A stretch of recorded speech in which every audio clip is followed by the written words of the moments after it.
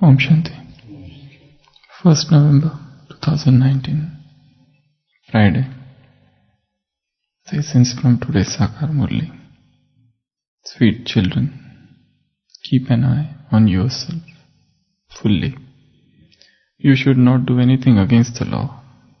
By disobeying Srimad, you will fall. Sweet children, keep an eye on yourself fully. You shouldn't do anything against the law. By disobeying Srimad, you will fall. Whenever one goes somewhere, one should know the law of the land. In the animal kingdom, they say the law of the jungle. Like in Rudyard Kipling's The Jungle Book, whenever any new animal would enter that jungle, he has to abide by the law of the jungle. And if anybody breaks that law, they used to have a meeting and decide about that lawbreaker. So, here also, we have laws, rules, regulations, maryadas, Srimad, code of conduct, certain regulations, and we should abide by all of them. Failing to abide by any one of these rules would cost us heavily. So Baba says, if you disobey Srimad, you will fall. And for that, you need to keep a close eye on yourself. That is, you should be attentive, watchful.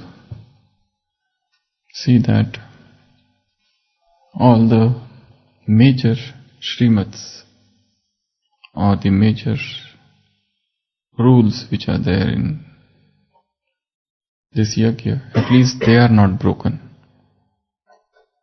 In fact, none of them should be broken, but there are few rules which are must for Brahmin and happy life. So those rules shouldn't be broken. If you break, what will happen? You will fall. If you break Srimad, the result would be, what is the result? Sorrow. One breaks Srimad, the result is dissatisfaction, disheartened. One becomes disheartened. One breaks Srimad, then a sense of guilt consciousness enters inside the heart. And this feeling of guilt consciousness is very, very dangerous emotion. It doesn't allow one to do anything. This guilt consciousness, no matter because of what that is arising then. It might be a small thing, it might be a big thing. But guilt consciousness itself debilitates the person. It paralyzes the person's thinking ability, the power to decide, the power to discriminate. And person is sunk into abysmal darkness because of this guilt consciousness. So, we must know the rules, the regulations, the maryadas, the Srimad, the codes of conduct which are there in this university. And the very first maryada is Amrit Vela. If one is missing Amrit Vela persistently, a time comes when the happiness is lost, or if one is not regular in Amrit Vela, or Amrit Vela is there but it is not at all powerful, it is lost in sleep, or Amrit Vela is there, but one is beset with negative thoughts, assailed with past wrongdoings, or disturbed by some anxiety, some fear, some vice. So that Amrit Vela is not at all powerful Amrit Vela. The very foundation of this Brahmin life is Amrit Vela. And that's why if that is missing, one should start reading that book on Amrit Vela, which is available in Hindi, English, both languages. Soft copy, hard copy, both are available. So go back and start studying that book on Amrit Vela. What are the problems of Amrit Vela? How to make Amrit Vela very strong? What are the preparations which are needed for powerful Amrit Vela? And making it personalize. Why that experience of getting lost in divine love is not happening. Why soul is not experiencing super sensuous joy. What is the reason? So all these questions are to be contemplated. There are 3 timings, 9 o'clock and 10 o'clock and 11 o'clock. There is a beautiful picture somebody had sent. Those who sleep at 9 o'clock, they will become king. Those who sleep at 10, somebody had jokingly made a picture and sent it. Those who sleep at 10, they would become ministers. And those who sleep at 11 and after that, they will become subjects. So the very basis of Amrit Vela is businessmen. Okay, in golden age, so they will come somewhere here. So what time one is going to sleep is very important. When you are hitting the sack, it's very important. The earlier one sleeps, the better it is. The easier it is to get up for Amrit Vela and to have a powerful Amrit Vela without a wink of sleep. Otherwise people sit and nod off. That Amrit Vela is not the powerful Amrit Vela. Though it might happen with all sometimes, but it should not happen every time. Unless and until there is a very definite reason that you did not get enough sleep. So make it an aim, if there is no emergencies, to sleep as early as possible so that you can get up as early as possible. Otherwise, people try to catch up their sleep during Amrit Vela, which they missed at night. So first Maryada, first rule, first regulation, first law is Amrit Vela. The second law is Brahmacharya, celibacy, chastity, purity. The taste of lust is fall of man. It is said, the taste of lust is fall of man. So Brahmacharya is the second rule, second law. And one should try to abide by this law as closely as possible, trying to understand the depth of purity, trying to understand the different forms of purity.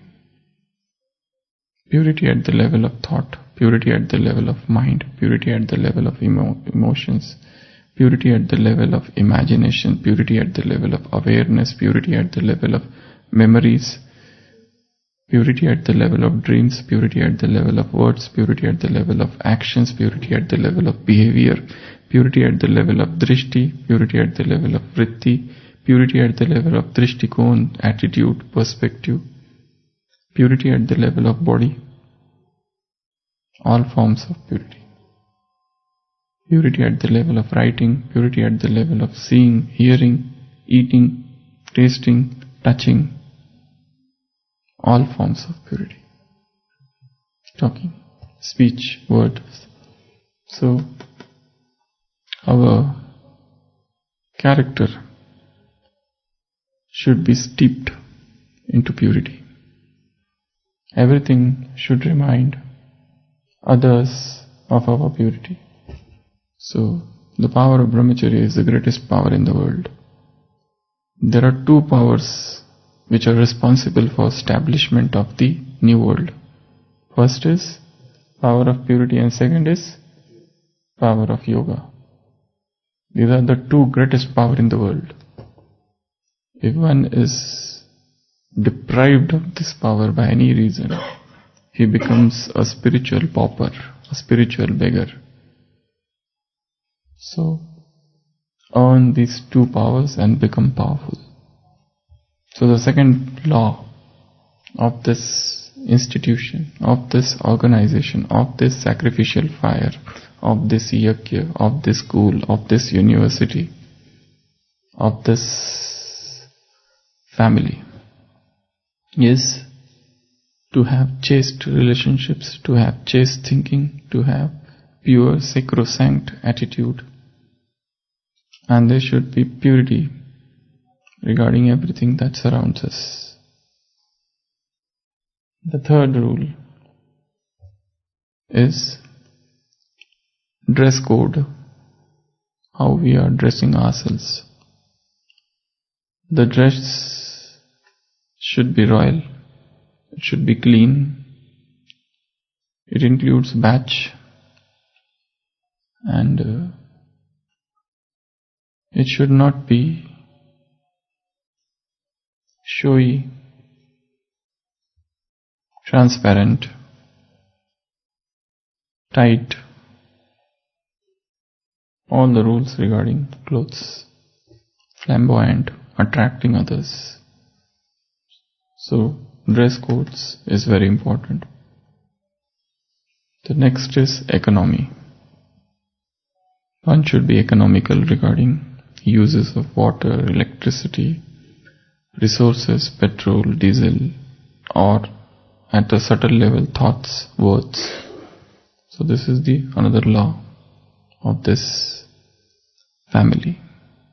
Other is food. What are the rules regarding food? They should be nourishing, healthy. The second rule of food is that should not induce laziness and carefulness. And the third rule of food is that should not cause excitement. Any food that excites the senses is prohibited. Any food that leads to sloth, laziness, is not allowed. And food should be health-giving, nourishing to the body. So these are the three rules of food, and four more. All overeating should be avoided. Second, hungerless eating should be avoided. Person is not hungry and yet eating. That should be avoided. Third, eating with dissatisfaction, eating with anger, eating with complaining attitude shouldn't be there. And fourth, the wrong type of food. So there are three types of food, again in type of food: sattvic, rajasic and tamasic. Sattvic food consists of nuts, sprouts, fruits, vegetables, and the diet of a yogi should be as light as possible. Any diet which makes him heavy is rajasic. That which is too much of sweet and too much of savory diet, or too much of salty, that all comes in the category of rajasic, which is overcooked and cooked multiple times. That is not the sattvic diet at all. That oil which is cooked so many times, is heated so many times, has a lot of trans fat, and which is not at all good for the heart. It blocks the coronaries. So multiple times a thing is cooked. If you take the example of samosa, the potato is cooked thrice. First, boil. Second, you convert it into sabji. And third, you put it into that, what is that known as? Flour. And again you cook it. So it has been cooked thrice. So what is remaining is only taste and nothing else. So one must be judicious about this also. Extremely overcooked diet should be avoided.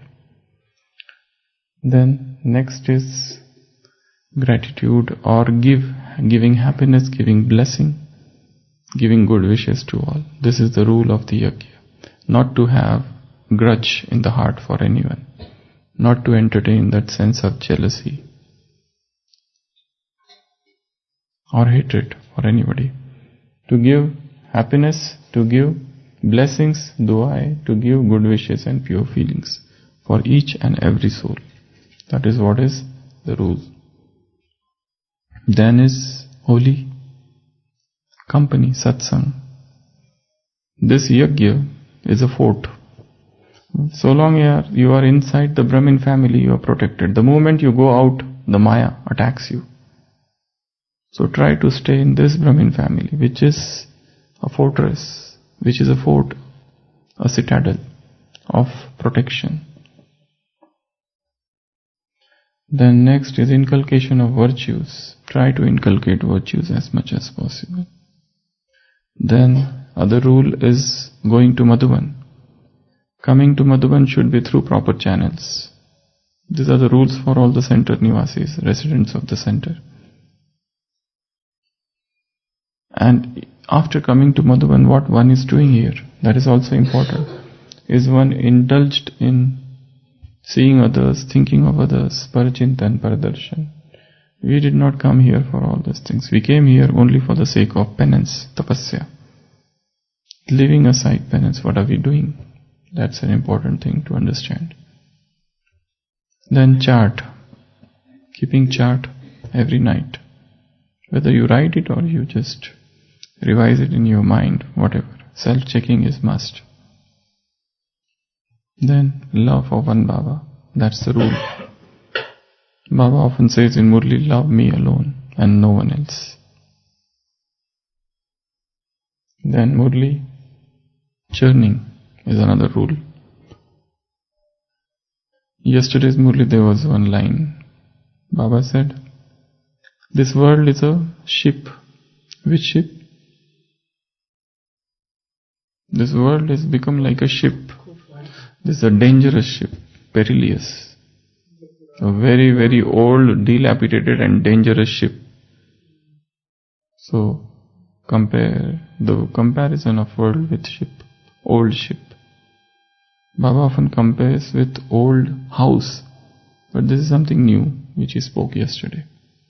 So, churn those points of Murli. This body is devilish and the world is devilish.